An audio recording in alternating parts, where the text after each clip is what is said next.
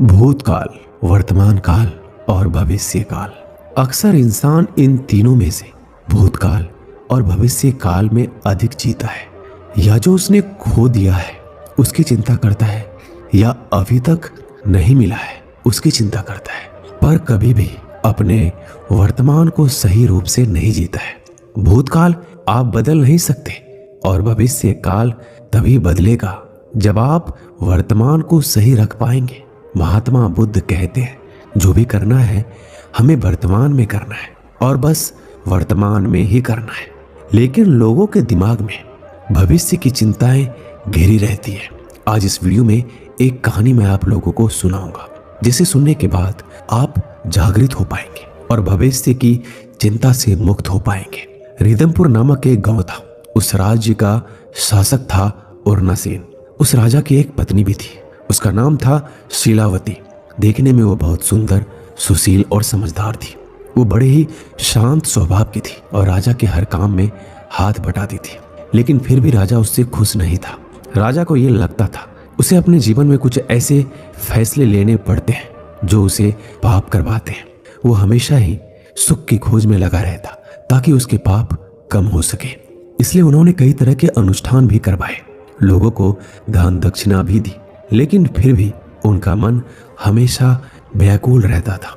फिर किसी दिन उस राज्य में श्रावस्ती से एक व्यापारी मंडल व्यापार करने के लिए आया था और वह व्यापारी मंडल बुद्ध का उपासक भी था। वो बुद्ध की कही हुई बातों को अपने जीवन में उतारता था। बुद्ध के लगभग सभी शिक्षाओं को लोगों तक पहुंचाता था। जब व्यापारी मंडल उस राज्य में पहुंचा तब ये बात राजा को पता चली। फिर राजा ने उस व्यापारी मंडल को अपने राज्य दरबार में बुलाया और उनसे कहने लगा, आप लोगों से मैं आपके राज्य श्रावस्ती के बारे में जानना चाहता हूँ। वहाँ के राजा, उनके देश धर्म के बारे में जानना चाहता हूँ और आप किसके अनुयायी हैं और आप किसे अपना गुरु मानते हैं, हम ये भी जानना चाहते हैं। राजा की ये बात सुनकर वह व्यापारी उनसे कहता है कि राजन, श्रावस्ती में सम्यक बुद्ध प्रकट हुए हैं। उनके ज्ञान से चारों दिशाएं प्रकाशित हो गई है। लगभग जो भी लोग उनके पास जाते हैं उनके सभी प्रश्नों के हल मिल जाते हैं। हम आपके पास जो कुछ भी बताने आए हैं ये सभी बातें बुद्ध की कही हुई है। बुद्ध का एक संघ है और बुद्ध के द्वार हर इंसानों के लिए खुले हुए हैं। इस दुनिया में जो भी व्यक्ति स्वयं को जानना चाहता है, सत्य को पहचानना चाहता है, वह बुद्ध के संघ में शामिल हो सकता है। उन्होंने हम सभी लोगों को, हम सभी संसारियों को सुख का रास्ता दिखाया है, हमें दृष्टि प्रदान की है। उनके ज्ञान को अपनाकर हम अपने भीतर सुख को पहचान सकते हैं। व्यापारी की बातें सुनकर वो राजा कहता है, क्या बुद्ध हमें सुख दे सकते हैं? व्यापारी कहता है, हे राजन, बुद्ध के अनुसार मनुष्य का सुख उसके ही साथ होता है, लेकिन दुर्भाग्यवश मनुष्य उसे समझ नहीं पाता है, उसे देख नहीं पाता है और सुख को खोजने के पीछे पीछे अपना दुख उत्पन्न करता ही रहता है। व्यापारी की ये अनुभव वाली बातें राजा को आकर्षित कराई थी। ये बातें सुनकर राजा भी बुद्ध से मिलना चाहता था। फिर राजा व्यापारी से बोले कि हे व्यापारीगण, मैं बुद्ध से मिलना चाहता हूँ। उनके बारे में सुनकर मेरे भीतर मिलने की उत्सुकता जाग गई है। उसके बाद राजा उस व्यापारी मंडल को धन्यवाद देकर उन्हें 1 लाख रुपए का इनाम भी देता है। फिर राजा तुरंत ही अपने कुछ साथी को लेकर बुद्ध से मिलने के लिए निकल जाता है। राजा रास्ते में बुद्ध के कई चित्र मन में बनाए रहता है। जैसे जैसे रास्ता कटता जाता है, राजा की उत्सुकता और बढ़ती जाती है कि वह तुरंत ही बुद्ध से मिले। और उधर बुद्ध भिक्षा मांगने के लिए निकल जाते हैं। भिक्षाटन करने के बाद बुद्ध चिनाव नदी के तट पर ध्यान करने के लिए बैठ जाते हैं। और जब भी बुद्ध ध्यान में बैठते हैं, बुद्ध के शरीर से दिव्य रोशनी निकलती है। उनके शरीर की आभा आकर्षित लगने लगती है। जब बुद्ध ध्यान करने के लिए बैठे हुए थे तभी वो राजा वहां से गुजर रहा था। उसकी नजर बुद्ध पर गई। उसने बुद्ध को देखा तो दंग रह गए। उन्होंने ऐसी आभा आज तक नहीं देखी थी। वो बुद्ध को पहचान नहीं पा रहे थे, लेकिन उन्हें देखकर वो रुक गए और बुद्ध के पास जाने लगे। राजा जाकर बुद्ध को प्रणाम करता है और उनसे कहता है, मैंने आज तक आप जैसा व्यक्ति नहीं देखा है। आपको देखकर ऐसा लगता है आपके आसपास सुख की वर्षा हो रही हो, जहां पर कोई भी चिंता नहीं है, कोई भी दुख नहीं है, सिर्फ और सिर्फ आनंद ही आनंद है।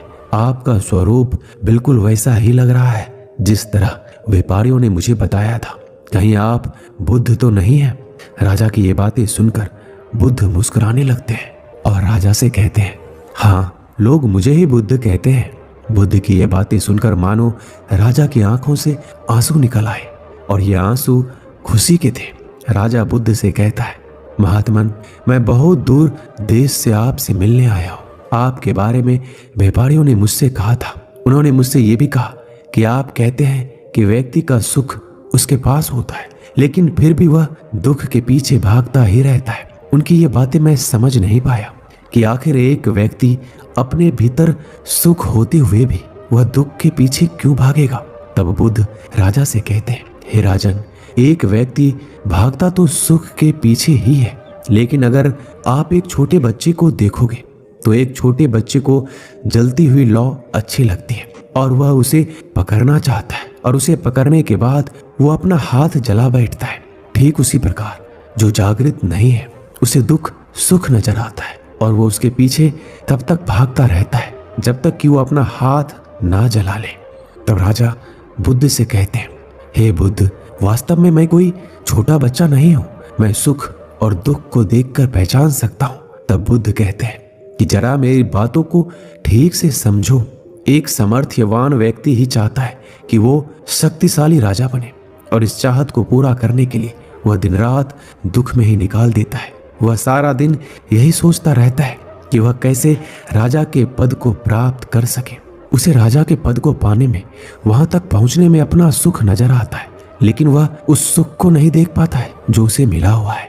वैसे लोग ये नहीं देखते हैं कि वह स्वस्थ है, सामर्थ्यवान भी है, ये सुख तो उसके साथ ही है, लेकिन वैसे लोग इनका आनंद नहीं ले पाते क्योंकि वो उसमें सुख ढूंढ रहा है जो उसके पास है ही नहीं। बुद्ध फिर बोलते हैं, देखा जाए तो आप भी दुखी हैं, क्योंकि एक व्यक्ति जो राजा होता है उसका सुख ये है कि उसे यह मौका मिला है, उसके पास एक बड़ी समुदाय है, एक बड़ी प्रजा है जिसका वो एक साथ ध्यान रख सकता है, उनकी सेवा कर सकता है, अपनी प्रजा के आंसुओं को पोंछ सकता है। लेकिन यह सिर्फ आपके साथ नहीं होता है, यह लगभग सभी राजाओं के साथ होता है कि एक राजा अपने भीतर खुशी को नहीं देख पाता।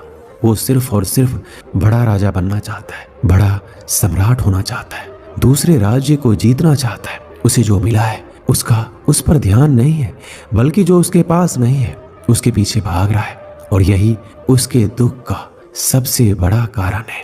फिर बुद्ध राजा से कहते हैं, हे राजन, तुम भी सुख के पीछे ही भाग रहे हो, और ये सुख के पीछे भागना ही तुम्हारे दुख का कारण है, क्योंकि इसके पीछे भागते भागते तुम्हारे पास जो सुख है तुम उसे देख नहीं पा रहे हो। बुद्ध की ये बातें सुनकर राजा की आंखें खुल गई, उनकी सारी शंकाएं दूर हो गई। वो तुरंत बुद्ध के चरणों में गिरकर बुद्ध से प्रव्रज्या के लिए प्रार्थना की, और बुद्ध ने उसे प्रव्रज्या की अनुमति भी दे दी। राजा के साथ उनके जितने भी साथी थे सभी लोग प्रव्रजित हो गए। फिर यह बात राजा की पत्नी को पता चली, वो तुरंत अपने दासियों के साथ श्रावस्ती के लिए निकल जाती है। वो लोग भी बुद्ध के दर्शन करके उनसे सन्यासी जीवन ग्रहण होने के लिए अनुग्रह करने लगती है। फिर बुद्ध के अनुसार रानी और उनकी दासियां भी सन्यासी जीवन ग्रहण हो जाती है। उस दिन के बाद राजा को ध्यान साधना में आनंद आने लगा था। राजा लगातार ध्यान करते थे, साधना करते थे, और अनंत सुख की प्राप्ति होने लगा। राजा अक्सर यही शब्द कहा करते थे, मेरे सुख अहो सुख। और ये राजा की बात जब भी कोई सुनता तो लोग यही कहते कि राजा अपने पुराने काम भोगों के सुखों को याद करके ऐसा बोलता है। कुछ लोगों ने ये बात बुद्ध को भी कही, अपने पूर्व के राज्य सुखों को याद करके ऐसा बोलता है। तब एक दिन राजा बुद्ध से कहते हैं कि हे बुद्ध, आप तो मेरे दिल के हर बात को जानते हैं कि मैं ऐसा क्यों कह रहा हूँ। तो बुद्ध अन्य भिक्षुओं को संबोधित करते हुए बोलते हैं कि मेरा पुत्र अपने पुराने राज सुखों को याद करके ऐसा नहीं बोलता है, बल्कि उसके भीतर जो धर्म के रस का उदय हुआ है उसके आधार पर अपने सुख को देखकर कहता है। इस दुनिया में हम सभी लोग जन्म होने से लेकर जन्म होने के बाद चलना और दौड़ना शुरू कर देते हैं। हमारी दौड़ चलती रहती है, हम अपने जीवन में कभी नहीं रुकते, हम सिर्फ और सिर्फ आगे देखते रहते हैं। और इसी आगे देखने की वजह से हम अपने आसपास देख ही नहीं पाते।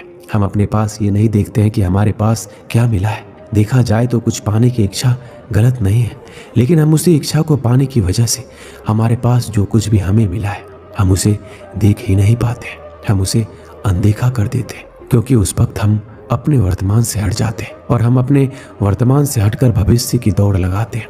लेकिन एक बात याद रखिएगा, आपका भविष्य तो भविष्य में ही रहेगा, वह कभी वर्तमान में नहीं आ सकता। यहाँ पर बुद्ध ये नहीं कहते आपको अपने भविष्य के लिए तैयार नहीं होना है, आपको अपने भविष्य को सोचकर उदास बैठना है। बुद्ध ये कहना चाहते हैं कि आप अपने जीवन में जो भी काम करें वर्तमान में करें, क्योंकि वर्तमान ही आपके हाथों में है, ना कि भविष्य। और वर्तमान में आपकी सोच जैसी होगी, आप जैसा काम करेंगे, आपका भविष्य भी वैसा ही बनता चला जाएगा। जब भी बात वर्तमान की आती है तभी जागृत की बात आती है। बुद्ध कहते हैं आप जागृत हो तभी आप सही फैसला ले पाएंगे, अपने किए हुए काम को महसूस कर पाएंगे और अपने जीवन से निकलने वाले समय को भी आप महसूस कर पाएंगे, क्योंकि इस जीवन की दौड़ में और पाने की इच्छा में हम उस समय को महसूस नहीं कर पा रहे जो लगातार हमसे निकलता जा रहा है। उस भविष्य को पाने के लिए हम वो सब कुछ करते रहते हैं, चाहे वो गलत हो या सही। इसलिए अपने जीवन में जागृति को पैदा करो, जागरूक रहो हर वो काम को लेकर जो आप वर्तमान में करते हैं, क्योंकि अगर देखा जाए तो वर्तमान को बनाने से भविष्य बनता है, न कि भविष्य को बनाने से वर्तमान। वर्तमान में ही सुख है, आप उन सुखों को देखो, उन सुखों को महसूस करो और वर्तमान के अनुसार काम करो। दोस्तों, इस वीडियो में बस इतना ही। मिलते हैं अगले वीडियो में। अपना ख्याल रखिएगा।